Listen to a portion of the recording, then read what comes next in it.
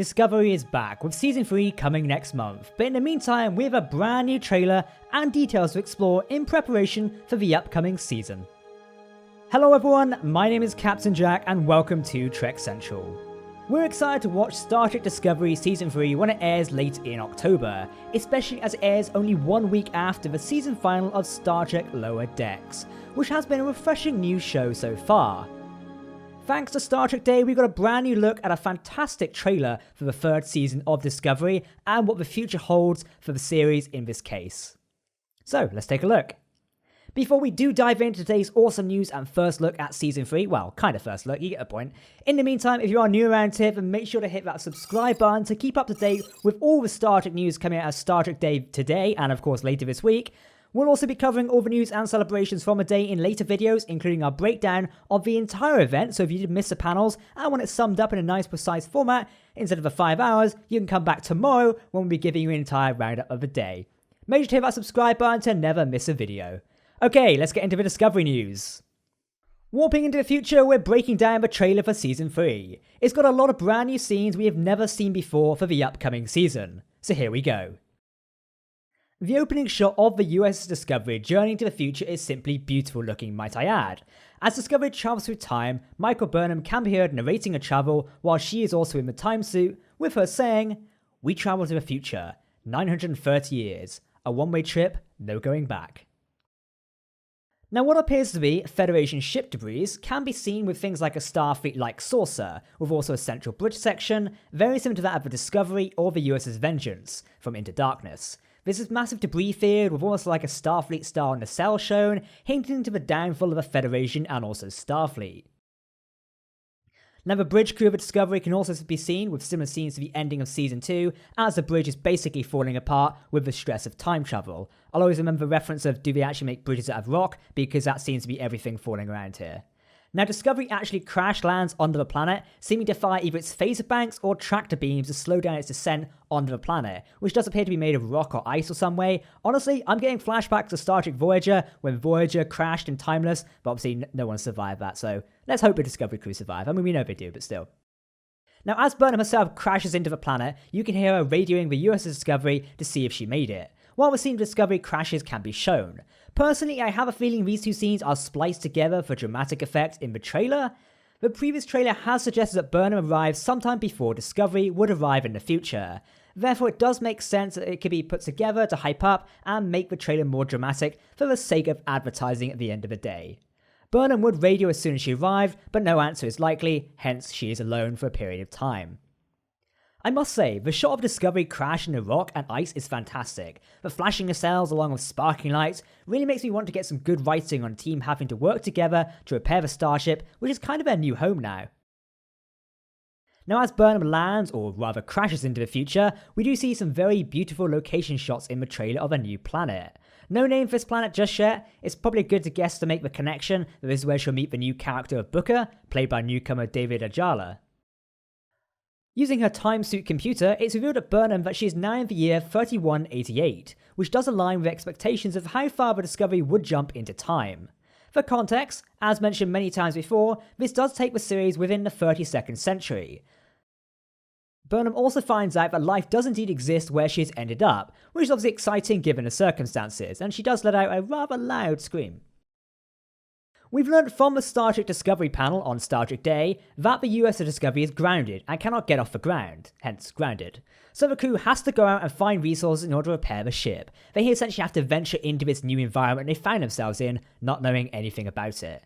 We do see Tilly and Sue exit the Discovery into this strange new world and future that they find themselves in.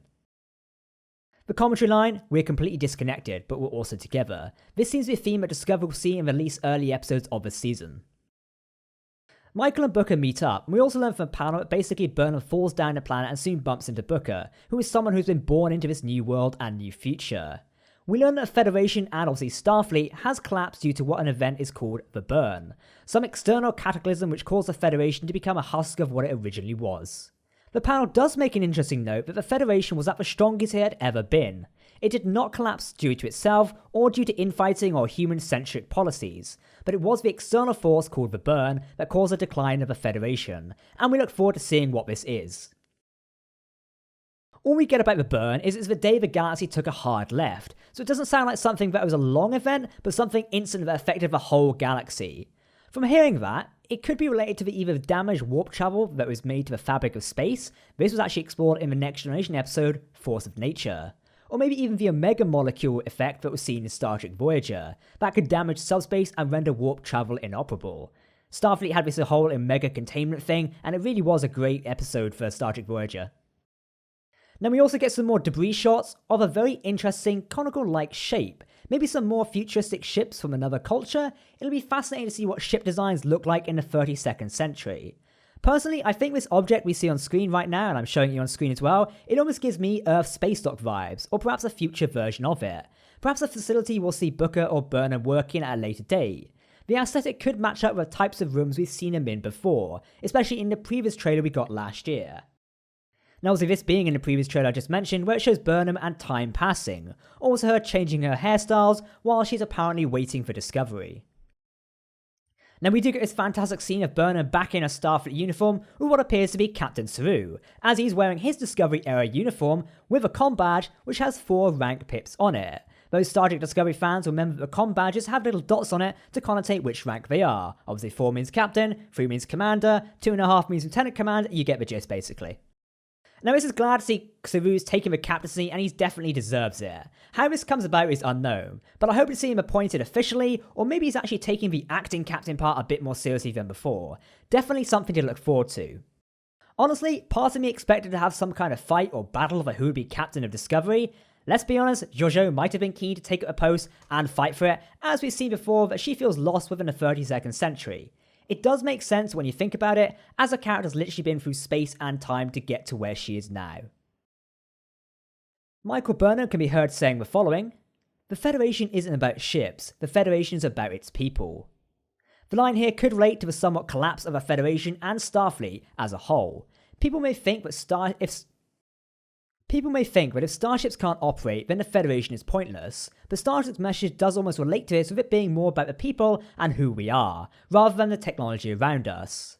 As this line is finished, the Federation flag does drop from the ceiling, revealing that it still does exist. Whether this connects with the first flag drop from the trailer, I'm sort of unknown about. The sentiment is continued on with the next line. "I've always believed that you are out there, somewhere." This sentence from this random alien civilian is very interesting. It's aimed at Saru and Tilly apparently, but it seems that people still want the Federation, and they have good experience with Starfleet and want it to come out on top. Almost as if it's not forgotten all of this time. People still do remember the good old times. The good old times. We see Captain Saru, Commander Burnham, and what appears to be the new character of Adira, who looks to be in the same blue jumpsuit that Burnham was when she was briefly assigned as a science specialist. They're in some sort of very high-tech facility, very clinically white. Perhaps this is where the Federation is currently based within the universe. We get the line, "Welcome to the future," with the 3 team are also walking around this new facility. Also a shot of Paul Stamets working on the Discovery as well. Now a new female character is shown, perhaps in whatever version of Starfleet still exists within the 32nd century. Her badge has been shown before, in leaked images and in a previous trailer, so I would say that she's definitely from some form of future organisation. She does comment on the dysfunction of the crew, but at the same time how they make a really good team. This is of course the Jet Reno, who comes back with saying the dysfunction is the team, with Stamets saying they've embraced it. Not so much apparently. They appear to be working on a screen that looks similar to that of the sphere data that they were protecting in Season 2. It remains to be seen how well the sphere data will actually be used in Season 3 of Discovery, and whether it will contribute to the storyline overall. I mean, they literally went to the future to protect the sphere data, so it would make sense if they're trying to protect it in Season 3, or at least use it somehow. I hope they do explore that storyline, else it's kind of not going to make sense. Hopefully it's not forgotten away. The title screen reveals Far From Home as the running theme for Discovery Season 3, with Burnham and David Aljala sitting and discussing her travelling in time and the adventure spirit. And we do get a great little fight sequence between Philippa and JoJo, kicking some guys and smashing bottles, all after one person told her she had no power. Not exactly the thing you want to tell an ex-Terran Emperor really, is it? But I take it he learned his lesson eventually. What JoJo is actually doing in Season 3 kind of remains to be seen, though the previous trailer does show her in a Discovery era uniform once again, so what they're up to remains to be seen. Moving on, Discovery looks to have a brand new Spore Drive jump animation as Burnham stands strong as if she's commanding, saying, "Let's show them who we are," as a montage sequence shows Booker using futuristic pulse weapons to knock down a group of aliens it seems. to which Burnham is very happy at witnessing. We're also treated to the first glimpse at the new character of Adira and Gray. These two were introduced recently, with Adira being played by non-binary actor Blue Del Barrio, and Gray being played by transgender actor Ian Alexander. Their scene seems to be very magical, and they appear to connect with each other on a better understanding. Saru, now captain, is seen raising a toast to the crew of Discovery, where we get a great look at Paul Stamets and Dr. Hugh Culber. Hopefully they've rekindled their relationship in some way, as I really need more of that in my life. The following clip does also show Saru meeting a woman that appears to be Vulcan, with a Vulcan salute also being shown and done between both of them. What happens to Vulcan in the Star Trek universe in the 32nd century does remain to be seen with the rest of Star Trek Discovery Season 3, but I hope they're still out there. Vulcans can live a long time. The ending part of this trailer is narrated by Burnham, who states that the Federation gave us, as in Discovery, the resources and mandate to solve the most troublesome problems in the galaxy. This is shown with a montage of clips, including a Discovery Andorian, and new comm badges being somewhat futuristically replicated.